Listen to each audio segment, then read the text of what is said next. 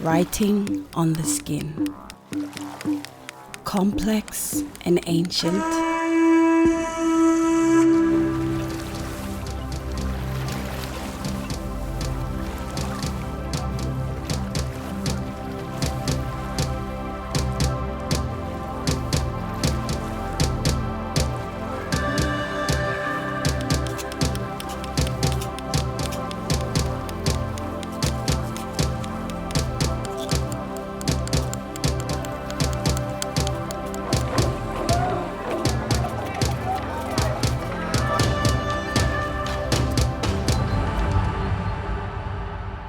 Etched with symbolism, the story of life lived with all its celebrations and tragedies. The journey, painfully, intricately, proudly tattooed on the body. Reva is like it's a letter, writing a letter, or a word, writing a word. That's what it means. Reva is letter, writing. If we translate it in English, it's all like writing on the board. It's writing on the body.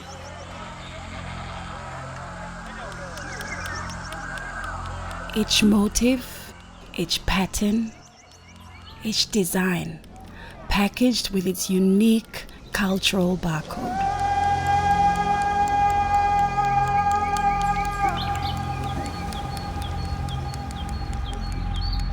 Narrating the story of who we are, where we come from, and how we connect with each other. This is the story of our origins.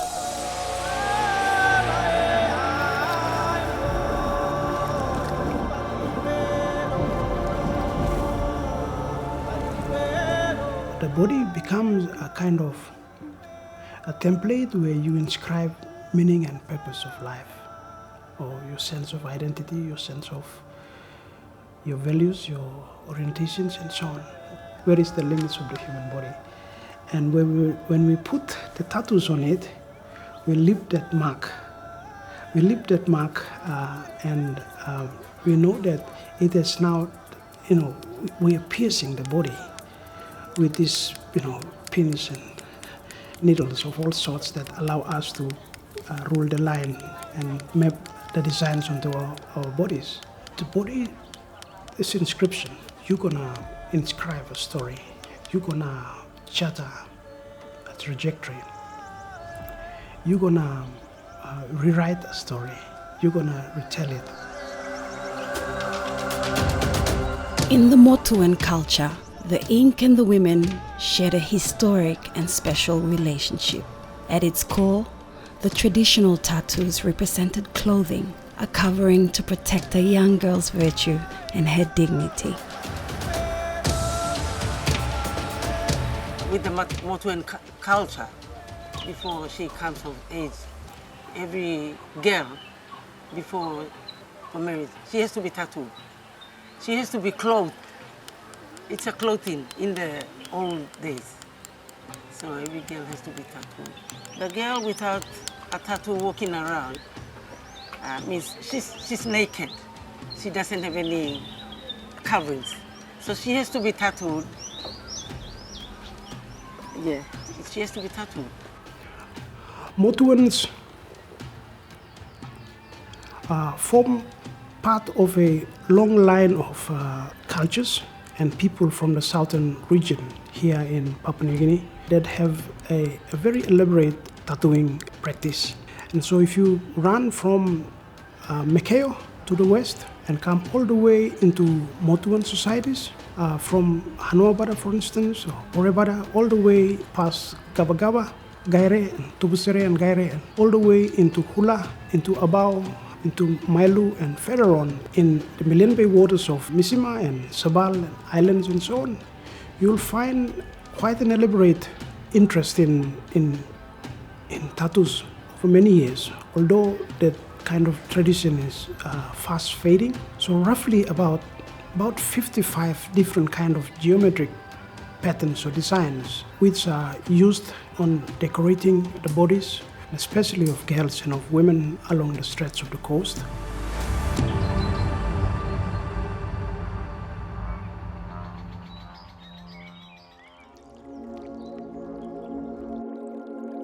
But what do these tattoos mean? The answer, very simply, is deeply personal.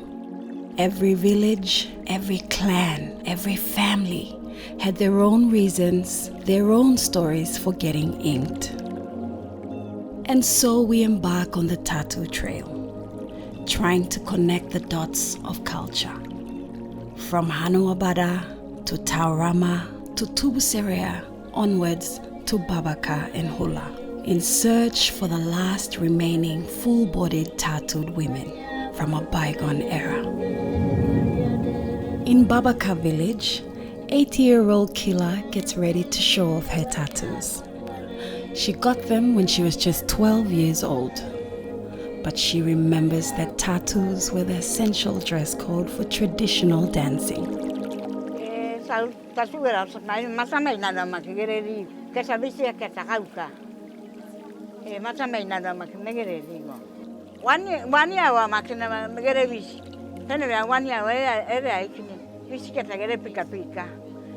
No lo ana raua pana mo kopi mapana kera Kalsa Blo. Au avere reso.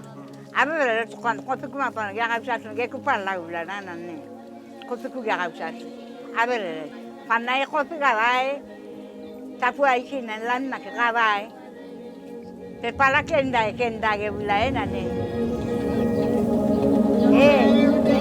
In another village close by, Laka, in her early 90s, says tattoos in their village was about beautifying themselves, an aesthetic accessory for community ceremonies. Ina tattoo okay. Vela, Raquel. Gilona, get a kabula again, Gimara Namur. Now, get a talo, get a hatu. I can Gini Tabura Matanya. This in a Baravag. This is a Baravag. One day I know Gatu. One day in a Nakotukumaba. Closer to Port Moresby, in Taurama, we meet Guba Kidu, a tattoo artist well versed in the traditional art form. She comes from a generation of women who took pride in their ever.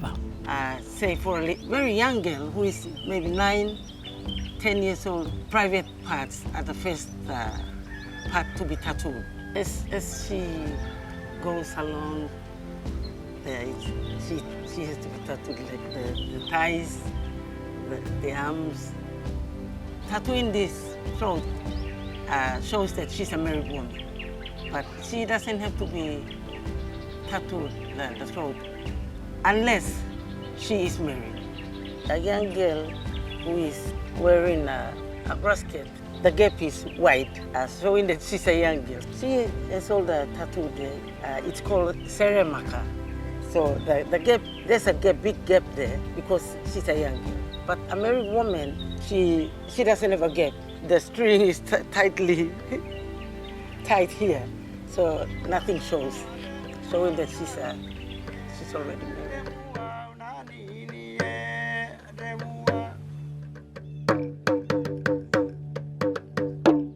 Many centuries ago, these Motuan tattoos were performed during trading expeditions called the Hiri, a step towards exploring the world in a bid for survival.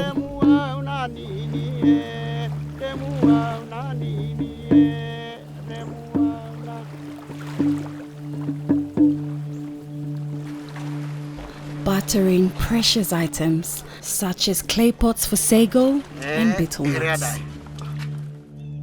The voyages were fraught with danger, undertaken on handcrafted canoes for 6 to 8 months. And as the father struggled at sea, his firstborn daughter would remain secluded in a hut getting tattooed by female relatives. As soon as take off, the girl is in the house. She must not come out, or she will be all the time. She will be tattooed by her mother or auntie or boo or whatever, whoever. But she is not to go out of the house because the father is going on the voyage. It's very important that she doesn't move out of the house.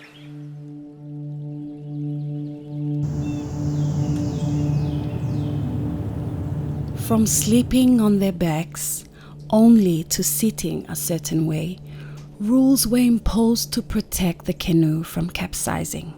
She can move around in the house, but not going out of the house, because the father, if something goes wrong while they are traveling down, they will know the girl has gone out of the house, like looking for boyfriends or something like that.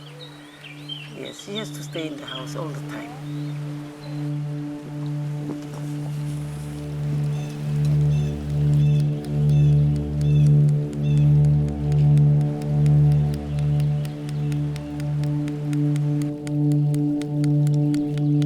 In the heart, different parts of her body would be tattooed.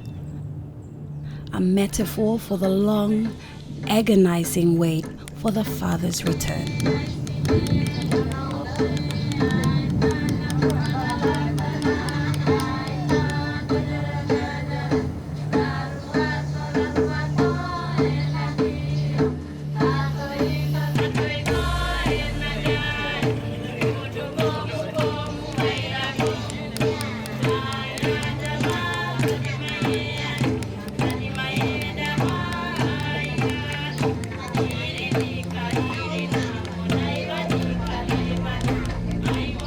When the father is going on a retreat, our voyage, they have to have a teardrop, meaning that they are crying because they are going on a long voyage. They go for like 6-7 months. So it's like when you look at a girl with a tattoo on the leg, it shows that her father made a laka toy. With the father returning safely, the exile for the newly tattooed girl ends. She dresses up in a grass skirt, having passed the test of endurance and strength, ready to welcome the lakatoi as a woman. Tattoos come in a celebratory moment of concluding a heritage expedition.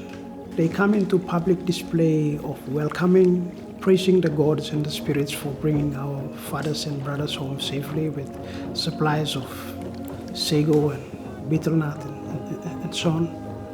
And so you find women coming out and singing and dancing to the return of the lakatoi and Heredai. Oh, here we are, we come back, welcome home, and this kind of thing. So I think what resonates clearly in the movement of the canoes, and we don't know which one inspired the other. But this age-old ritual of tattoos is now slowly fading away. In the 1500s, the Pacific was discovered by the outside world, and tattoos were eventually viewed as pagan practices. Things in the Western world, for instance, the Greeks possibly think that although the idea of tattooing was relegated to a kind of lower value of esteem and pride, it was the root of what is now called stigma. And stigma has values of denigration, of values of subcultures that informs their understanding of what is called tattooing.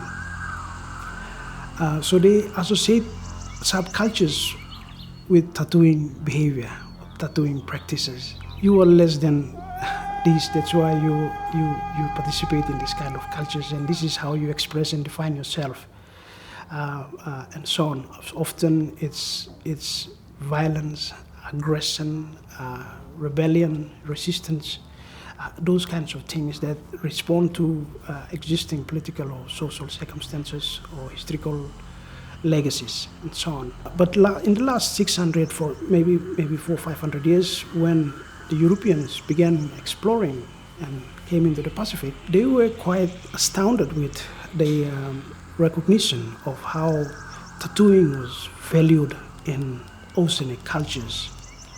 And certainly in places like the Marquesas and Tahiti and the Maori of New Zealand, for instance, where tattooing is highly valued, there is a kind of elective affinity that locates the value of tattooing with wider community values. That's why you find it with such celebration in some Polynesian societies. In the older days, all the girls were tattooed. But when the missionaries arrived, they said, it's not, they mustn't do, they're spoiling their skin. So after that, it was like fading, and eventually there was no. So most of the girls here, now when I see them, they just want a tattoo, just a tattoo, any tattoo. Sometimes when I look at them, I say, no, that's not the right place to be tattooed. It's wrong. In the last perhaps 200 years, I think it's slowly fading. And only comes about in ceremonial occasions where people often paint their faces with ink that are easily removed again, washed away after the ceremonies. But in the past, it was an indelible imprint that was used in modifying the way in which the bodies of girls, women, and some men are sewn in public. Every year, the Motuan villagers prepare for the iconic Hiri Moale Festival, held in Port Moresby. The event showcases a reenactment of traditional expedition, canoe races, the crowning of the Hiri Queen, decorated in beautiful tattoos.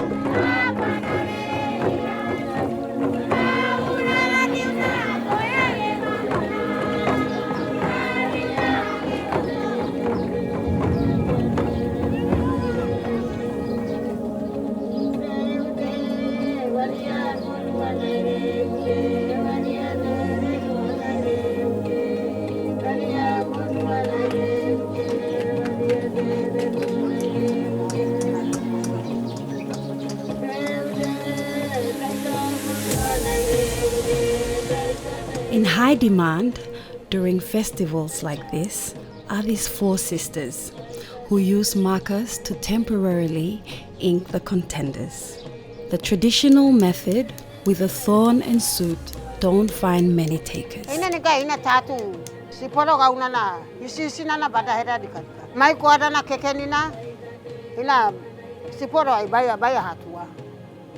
Otherwise,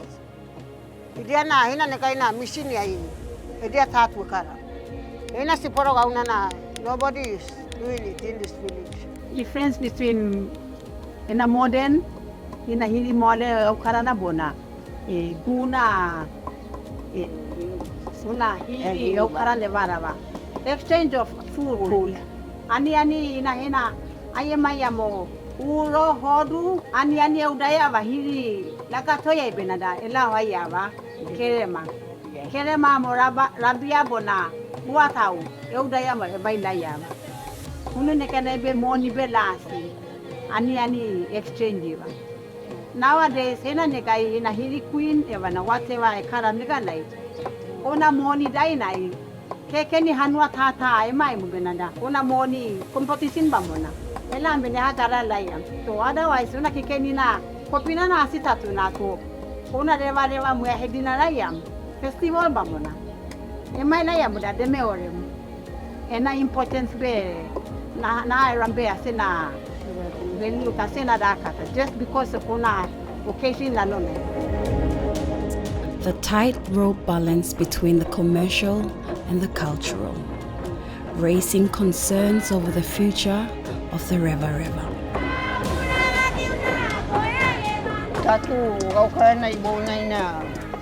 Especially ni dia be Hanoi in ho lagu sisters be Hanoi in hoba lagu na gau khara dai tattoo to gau dembe idi hadi badia nana very important I my badina na my custom ya siura by the boyo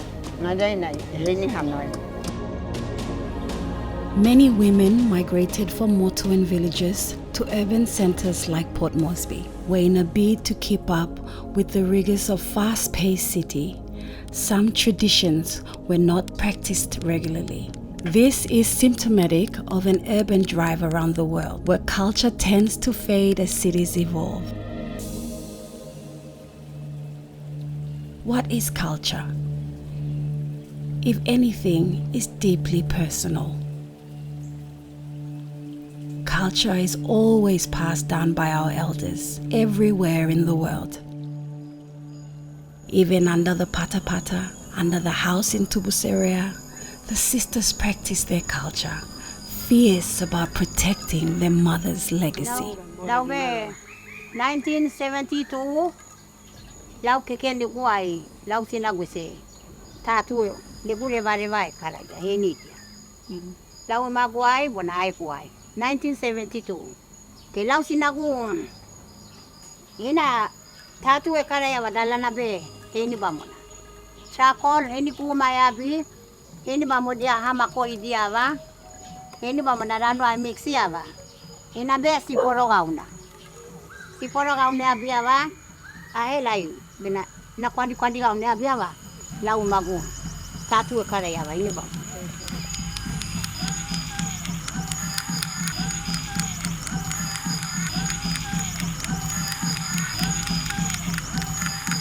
I'm proud of my mom because of her tattoos. Yana memories there lau kopiguai mimi. Yana legacy any dobi yana memory lau kopiguai mimi na lau ya basina la loa boy.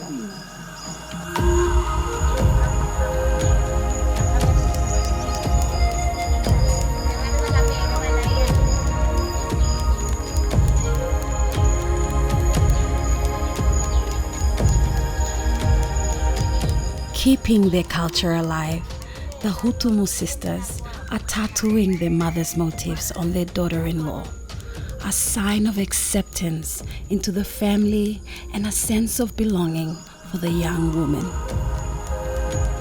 Tattooing is painful, but the easy banter, laughter, and singing can make for an intimate yet powerful ceremony. I thought at the heart of tattooing, humble sort of projection of the moral virtues of being a woman and being a mother. And they do it aesthetically and elaborate it with a painful decoration. They've endured a little bit of pain in the process of getting tattooed, but they're ready for a bigger pain of giving birth to a future. So I thought the connection between women and tattoos is found in the capacity of women to generate life. The meaning behind these tattoos now getting lost in a new Papua New Guinea. Sisi dia mai diba dia. Ai mai culture, ai na Motu, ai na Baya river, so unanda sevara. So idia na texture using. When the river ekariam, etoriam. Sometimes I worry because there's nobody here to do the tattoo. I think I'm the only one in my family. I don't know about other people in the village. Nobody does it. Mainly the boys are doing the tattoos for the girls, and they don't use the right equipment. I mean, things like guinea and. They use those little machines to do the tattooing. Tase bas nekara diba. Tase diba na, reva be sen be atoam, reva be kabu kere na be atoam. Bona lau supo guna lalom na. Tase diba na. Demase be aurem. For Guba, the silver lining is that her granddaughter has shown interest in reviving the family tradition. Okay, yani ura bakare to rede yani kon tamu na bakare. Not the whole one. Just one toy. Okay. You, I'm happy because I'm a tattooist. I want to, so I'm joking with them. I'm gonna give you pain. A serene afternoon with a woman in her 70s and a teenager, a thorn and some soot, and centuries of cultural knowledge. Ever since I was a child, I wasn't raised by my parents. I was raised by my grandmother. That's the whole reason why I'm very close to her. She's more like a mother to me. It's like she was the one who gave birth to me. I am very close. Whenever I'm in trouble or when I need something, I run to her. And I would do anything for her. Anything. She's my whole world. I always wanted this tattoo when I was 13. When I turned 13, I asked her if she could do the toya on my wrist. And she agreed. So she said maybe we'll do it some other time. But that day never came up until now.